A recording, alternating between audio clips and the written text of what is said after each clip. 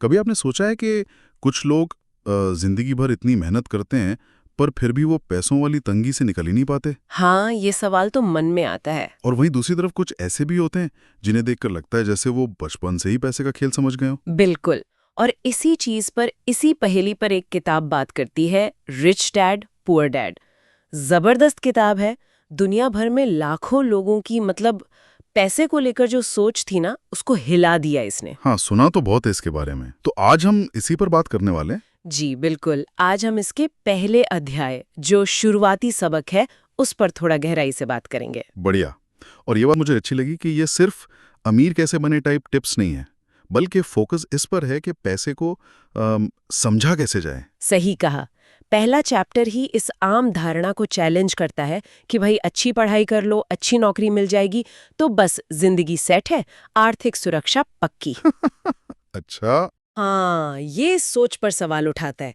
कहानी शुरू होती है 9 साल के रॉबर्ट कियोसाकी और उसके दोस्त माइक से। दोनों बच्चे थे, पर उनका सपना बड़ा था, अमीर बनना, और वो सच में इसके लिए कुछ करना चाहते थे, सिर्फ सोचने वाले नहीं थे। हाँ, वो नकली सिक्के बनाने वाली बात शायद। हाँ, शुरुआत में वैसी बचकानी कोशिशें भी की, पर फिर रॉबर्ट अपने पिता, जिन्हें किताब में पुअर डैड कहा गया है, उनसे पूछता है। और पुअर डैड की सलाह वही जो हम सब सुनते आए हैं। बिल्कुल वही। बेटा स्कूल जाओ, अच्छे से पढ़ो, अच्छे ग्रेड्स लाओ, तुम्हें बढ़िया सेफ नौकरी मिलेगी। सेफ नौकरी? पर रॉबर्ट और माइक को तो अमीर बनना था, सिर्फ सेफ नहीं रहना था। एग्जैक्टली, यहीं पर फर्क था। तो रॉबर्ट ने हिम्मत करके अपने दोस्त माइक के पिता से पूछा। माइक के पिता एक कामयाब बिजनेसमैन थे, वो रिच डैड थे। अच्छा, क्या पूछा रॉबर्ट ने? सीधा सवाल, क्या आप मुझे सिखा सकते हैं कि अमीर कैसे बने? अरे वाह, हिम्मत वाला सवाल था ये तो। हाँ, और रिच डैड का जवाब भी सीधा था। उन्होंने कहा, हाँ सिखा सकता हूँ, पर ये स्कूल जैसा नहीं होगा।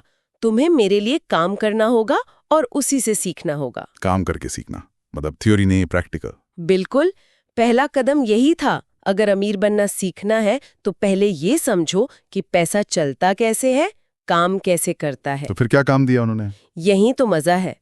उन्होंने दोनों बच्चों को, रॉबर्ट और माइक को, अपनी एक दुकान पर काम पे रख लिया, हफ्ते में 3 घंटे। अच्छा, पॉकेट मनी टाइप कुछ? पॉकेट मनी भी नहीं कह सकते। तनख्वाह थी सिर्फ 10 सेंट प्रति घंटा। 10 सेंट मतलब लगभग कुछ भी नहीं। हाँ, आज के हिसाब से तो मजाक लगेगा। और जैसा सोचा था, कुछ ही हफ्तों में रॉबर्ट का धीरज जवाब दे गया। जाहिर सी बात है, उसे लगा होगा कि ये क्या मजाक है, इतनी मेहनत और पैसा इतना कम, शोषण जैसा लगा होगा। बिल्कुल, उसे लगा कि ये तो एक्सप्लॉइटेशन है। वो नौकरी छोड़ने ही वाला था। और ये बिल्कुल स्वाभाविक रिएक्शन है ना? हाँ, कोई भी शायद ये सोचता। लेकिन ठीक इसी मोड़ पर रिच डैड ने वो बात कही जो इस किताब का, इस सोच का खसीना है। पहला, सबसे जरूरी सिद्धांत। क्या कहा उन्होंने? उन्होंने कहा, अमीर लोग पैसे के लिए काम नहीं करते। क्या पैसे के लिए काम नहीं करते? तो फिर? वो पैसे से अपने लिए काम करवाते हैं। ओह, ये सुनने में तो आसान लगता है, पर है बहुत गहरा। मतलब हमारी पूरी सोच के उलट है ये। बिल्कुल, जो पुअर डैड वाली सोच है, या जो हमें समाज सिखाता है, वो क्या है? नौकरी करो, तनख्वाह का इंतजार करो, बिल चुकाओ, थोड़ा बहुत खर्च करो, और फिर अगले महीने का इंतजार। हाँ, और इसमें 2 चीजें हमेशा रहती हैं, डर और लालच। सही पकड़ा। डर कि पैसे खत्म हो गए तो बिल कैसे भरेंगे, और जैसे ही तनख्वाह आती है तो लालच, अरे वाह पैसे आ गए, चलो ये खरीदते हैं, वो करते हैं। तो मतलब काम करो, हाँ, तनख्वाह लो, हाँ, खर्च करो, हाँ, फिर डरो कि पैसे कम ना पड़ जाएं, हाँ, और फिर से काम पर लग जाओ। ये तो एक गोल चक्कर सा हो गया। इसी को रिच डैड कहते हैं द रैट रेस, चूहों की दौड़, जिसमें ज्यादातर लोग अनजाने में दौड़ते रहते हैं, बिना ये समझे कि वो एक ट्रैप में है। तो फिर इस रैट रेस से निकलने का रास्ता क्या है? ये अमीर सोच वाले अलग क्या करते हैं? वो पैसे को सिर्फ खर्च करने की चीज नहीं मानते। वो उसे एक टूल की तरह देखते हैं, एक औजार। औजार? किस चीज का? पैसा बनाने का औजार। वो सीखते हैं कि पैसा बढ़ता कैसे है, पैसा इन्वेस्ट कैसे होता है, पैसा असल में काम कैसे करता है। और सबसे बड़ी बात, वो अपनी भावनाओं को, डर और लालच को, अपने फैसलों पर हावी नहीं होने देते। तो मतलब नौकरी करना बुरा नहीं है, पर सिर्फ तनख्वाह के लिए नहीं करना। हाँ, वो शायद नौकरी करें भी, पर उनका फोकस सिर्फ सैलरी स्लिप पर नहीं होता। वो उस नौकरी से सीखते हैं सिस्टम कैसे चल रहा है, बिजनेस कैसे होता है, पैसा कहाँ से आ रहा है, कहाँ जा रहा है। वो हर अनुभव को एक सीखने का मौका बनाते हैं। अच्छा, तो इस पहले अध्याय का सार ये हुआ कि सिर्फ मेहनत काफी नहीं है, पैसे की समझ और भावनाओं पर काबू पाना ज्यादा जरूरी है। बिल्कुल, मानसिकता का खेल है सारा।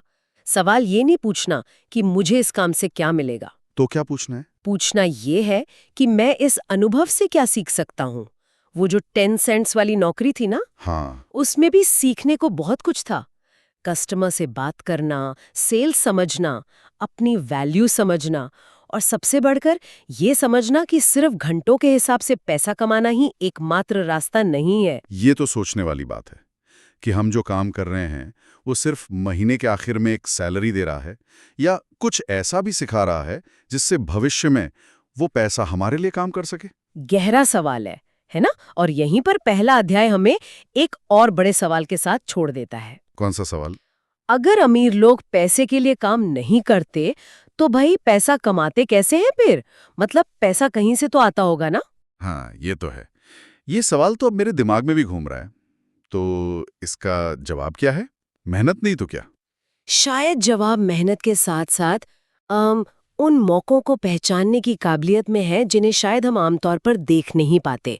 एक अलग नजर चाहिए। पैसे बनाने वाली नजर। हाँ, कुछ वैसा ही। शायद अगले अध्यायों में इसी नजर को तेज करने की बात होगी।